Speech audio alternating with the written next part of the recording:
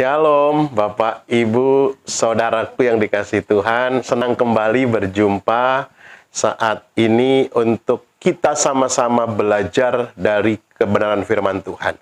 Tapi sebelumnya, mari satukan hati kita datang kepada Tuhan di dalam doa.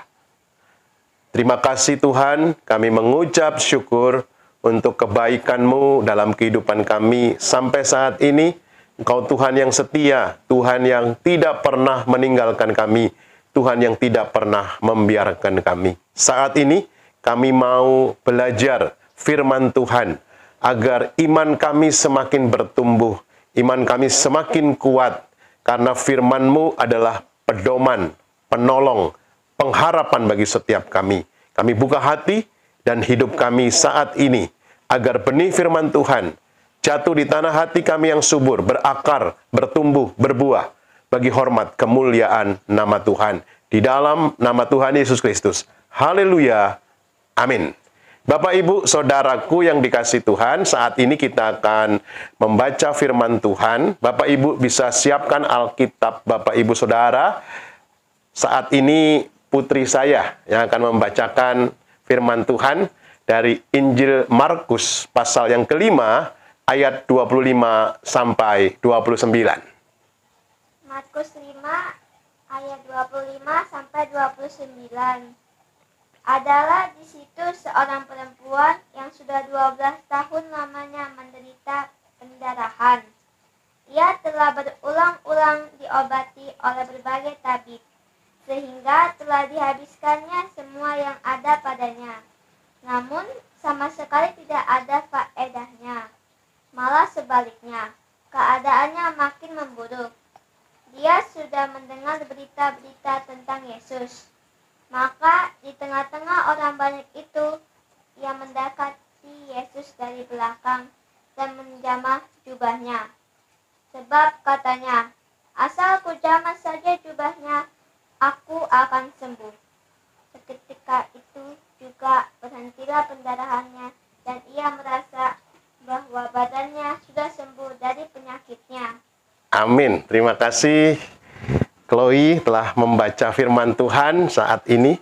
Saudaraku, dari ayat-ayat yang telah kita baca, kita akan belajar bersama-sama. Kisah ini cerita mengenai seorang perempuan yang sudah 12 tahun mengalami pendarahan. Dan Alkitab mencatat menderita kehidupannya.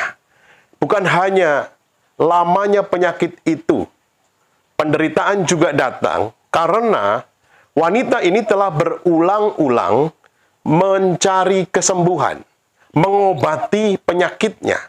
Bukan hanya 1-2 tabib, Alkitab mencatat dari berbagai tabib. Sehingga habis semua hartanya, habis semua uangnya. Tetapi usaha yang dilakukannya tidak ada faedahnya sama sekali. Tidak menunjukkan progres kepada kesembuhan. Justru keadaannya makin memburuk. 12 tahun mengalami pendarahan, keuangannya habis, keadaannya bukan membaik, justru memburuk. Mungkin kondisi yang sama saat ini sedang kita alami. Kita ada di bulan yang ke-17. Kita mengalami pandemi sejak Maret 2020. Sampai saat ini, keadaan belum berubah. Bahkan, ada banyak memprediksi belum lebih baik. Apa yang akan kita lakukan? Saudara, wanita yang pendarahan 12 tahun ini mendengar tentang Yesus. Di tengah-tengah kerumunan orang banyak itu, ia mendekati Yesus dan menjamah jubah Yesus. Dan wanita ini berkata, asal ku jamah jubahnya, aku akan sembuh.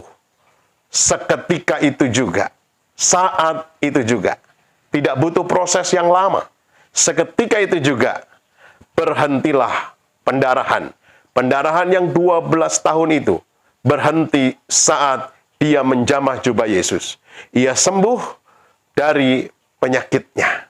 Saudaraku, apa yang akan kita pelajari saat ini dari perikop yang telah kita baca bersama?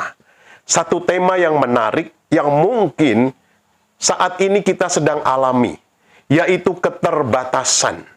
Saudaraku, saat ini kita dalam kondisi keterbatasan. Kondisi di mana kita harus bersabar, menunggu rencana terbaik datang. Tetapi kita harus terus melakukan apa yang bisa kita lakukan. Wanita dalam perikop yang kita baca mengalami keterbatasan. Dan saya percaya setiap orang pasti memiliki berbagai keterbatasan dalam hidupnya. Tetapi bersama hikmat dan kekuatan dari Tuhan akan selalu memimpin kepada kehidupan kita. Dan janganlah membiarkan keterbatasan menghalangi kita untuk menjadi pribadi yang lebih baik dari sebelumnya. Jangan jadikan keterbatasan yang ada dalam kehidupan Bapak, Ibu, Saudara menjadi penghalang untuk kita menjadi pribadi yang lebih baik. Saudaraku, perempuan yang pendarahan 12 tahun ini mengalami keterbatasan. Keterbatasan yang pertama yang dialami oleh wanita pendarahan 12 tahun ini adalah keterbatasan kesehatan. Ayat yang ke-25, firman Tuhan katakan dalam Markus pasal yang ke-5, adalah di situ seorang perempuan yang sudah 12 tahun lamanya menderita pendarahan. Wanita ini mengalami keterbatasan kesehatan. Jelas dituliskan dalam Alkitab 12 tahun.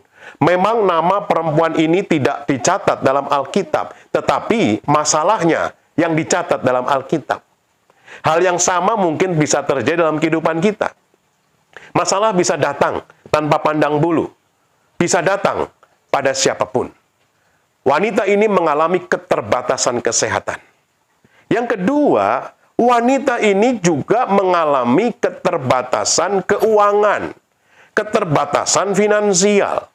Ayat yang ke-26 dari Markus pasal yang ke-5, di sana jelas dikatakan demikian. Ia telah berulang-ulang diobati oleh tabib sehingga telah dihabiskannya semua yang ada padanya. Semuanya sudah habis. Harta bendanya sudah habis. Kekayaannya sudah habis. Untuk mencari kesembuhan. Untuk mencari pengobatan dari penyakit pendarahan 12 tahun yang dialaminya.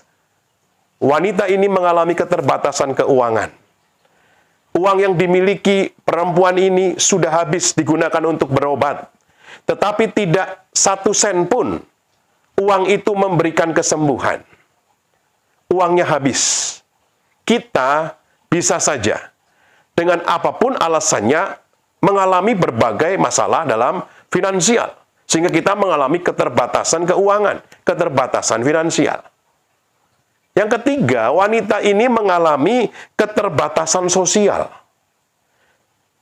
Mengalami penolakan di dalam masyarakat, sehingga tidak bisa berteman, tidak bisa bersosialisasi seperti orang kebanyakan. Wanita ini mengalami tekanan karena penyakit yang dideritanya. Ia mengalami pemisahan. Ya mungkin dikatakan isolasi, kalau istilah saat ini. Ada keterbatasan sosial dari wanita yang pendarahan 12 tahun ini. Yang keempat, wanita ini juga mengalami keterbatasan tradisi. Kenapa saya katakan wanita ini mengalami keterbatasan tradisi? Dalam Imamat 15 ayat yang ke-25, firman Tuhan katakan demikian. Apabila seorang perempuan berhari-hari lamanya mengeluarkan lelehan, yakni lelehan darah, yang bukan pada waktu cemar kainnya, atau apabila ia mengeluarkan lelehan lebih lama dari waktu cemar kainnya, maka selama lelehannya yang najis itu, perempuan itu adalah seperti pada hari-hari cemar kainnya, yakni ia najis. Secara tradisi Yahudi, perempuan ini mengalami keterbatasan tradisi karena dianggap najis selama pendarahannya belum berhenti. Anggapan najis dari sekitar masyarakat melekat pada perempuan pendarahan 12 tahun ini. Yang kelima, keterbatasan yang dialami oleh wanita pendarahan 12 tahun ini adalah keterbatasan psikologis. Segala usaha untuk mendapat kesembuhan sudah dicoba. dan gagal, Bapak Ibu Saudara. Alkitab jelas mencatat di Markus 5 ayat yang ke-26. Ia telah berulang-ulang, sekali lagi, berulang-ulang diobati, dihabiskan semua yang ada padanya. Namun sama sekali tidak ada faedahnya. Malah sebaliknya, keadaannya makin memburuk. Biasanya, orang seperti ini akan mengalami goncangan secara psikologis. Sudah mencari kesembuhan, uangnya sudah habis, ternyata tidak kunjung sembuh, malah keadaannya makin memburuk. Orang seperti ini rentan sekali dengan goncangan psikologis yang bisa mengakibatkan depresi pada jiwanya. Usaha yang sudah dicoba perempuan pendarahan 12 tahun ini mengalami kegagalan-kegagalan dan berdampak pada sisi psikologisnya. Perempuan pendarahan 12 tahun ini mengalami 5 keterbatasan. Mengalami keterbatasan kesehatan, mengalami keterbatasan keuangan, mengalami keterbatasan sosial, mengalami keterbatasan tradisi, mengalami keterbatasan psikologi. Mungkin saat ini ada di antara Bapak Ibu Saudara yang mengalami keterbatasan seperti yang dialami oleh perempuan ini. Tapi apa yang terjadi Bapak Ibu Saudara? Perempuan ini sedang melalui titik terendah di dalam hidupnya. Menanggung secara fisik, mental, dan kejiwaan selama 12 tahun. Karena dikenal sebagai perempuan najis yang harus dijauhi masyarakat sekitar. Tetapi di titik terendah itulah menjadi turning point, titik balik, berjumpa dengan Yesus dan mengalami pemulihan yang luar biasa. Tidak ada masalah yang terlalu berat di mana anugerah Allah tidak dapat menyelesaikannya. Kita masih dan terus memiliki kabar baik. Dosa dan pergumulan yang sedang kita hadapi tidak jauh lebih besar dari anugerah yang selalu mengejar dan menyertai hidup kita. Keterbatasan yang dimiliki perempuan pendarahan 12 tahun ini tidak menghalanginya untuk mengalami mujizat. Perempuan ini mengalami mujizat, mengalahkan keterbatasan di dalam kehidupannya. Kita mau belajar bagaimana dalam keterbatasan yang mungkin Bapak Ibu Saudara sedang alami saat ini. Di tengah-tengah kehidupan yang sepertinya tidak mudah untuk kita alami. Percayalah, kita akan menang mengalahkan keterbatasan. Apa yang harus menjadi bagian kita agar kita mengalahkan keterbatasan dalam diri kita? Ayat yang ke-28, firman Tuhan katakan demikian. Sebab katanya, asal ku jamah saja jubahnya, aku sembuh. Asal ku jamah saja jubahnya, aku sembuh. Saudaraku, yang pertama, agar kita mengalahkan keterbatasan, jadilah pribadi yang berani melangkah dalam iman. Wanita pendarahan 12 tahun ini, di dalam segala keterbatasannya, dia berkata, asal ku jamah jubah Yesus, aku sembuh. Ini adalah tindakan iman yang luar biasa. Menjadi pribadi yang berani melangkah dalam iman untuk mengalahkan segala keterbatasan yang ada. Saudara bisa bayangkan, seandainya saudara ada dalam posisi perempuan pendarahan 12 tahun ini. Sudah tidak punya apa-apa. Bahkan mungkin hanya baju yang melekat di tubuhnya. Berjalan tertatih-tatih, lemas karena kehabisan darah, dan mungkin dijauhi orang-orang karena bau amis dari tubuhnya. Jangankan 12 tahun pendarahan. Pendarahan beberapa hari saja bisa mengakibatkan orang mengalami kematian. Apa yang kita lakukan seandainya kita dalam posisi seperti perempuan tersebut? Apakah akan tetap menguatkan hati dan berlari kepada Tuhan meminta pertolongan, atau malah kecewa dan meninggalkan Tuhan? Wanita pendarahan 12 tahun ini menguatkan hatinya dan datang kepada Tuhan. Dia tidak lagi mengandalkan kekuatan dan caranya sendiri untuk sembuh, tetapi benar-benar berserah, benar-benar percaya bahwa Yesus mampu menyembuhkan dengan caranya Tuhan. Saat perempuan ini mengalami perjumpaan pribadi dengan Tuhan, bukan hanya fisiknya saja yang sembuh, tetapi jika juga dia memperoleh keselamatan kekal dan gambar dirinya dipulihkan oleh Tuhan. Dalam Markus 5 ayat 28, ini adalah deklarasi, pernyataan iman dari perempuan yang mengalami pendarahan 12 tahun ini. Saudaraku, apa yang kita dengar hari-hari ini, seperti perempuan mendengar berita tentang Yesus, akan menentukan sejauh mana kualitas kehidupan dan iman kita. Informasi yang kita terima akan membangun asumsi cara berpikir kita. Apabila kita tidak berhati-hati, maka kita dengan mudah akan menjadi bimbang dan khawatir. Kita harus bijaksana saat ini untuk menyaring setiap berita yang kita dengar sesuai dengan kebenaran firman Tuhan. Saudaraku, pikiran positif tidak melahirkan iman. Iman timbul dari pendengaran akan firman Tuhan. Oleh karena itu, saat ini, mari kita meneladani perempuan pendarahan 12 tahun ini. Menjadi pribadi yang berani melangkah dalam iman. Saat itu banyak orang yang mengerumuni dan mengikut Tuhan Yesus.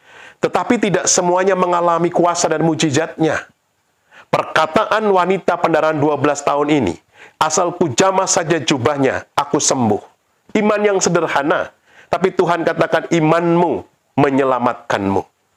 Tidak ada yang mustahil, karena Tuhan ada, dan pertolongannya tidak pernah terlambat di dalam kehidupan kita.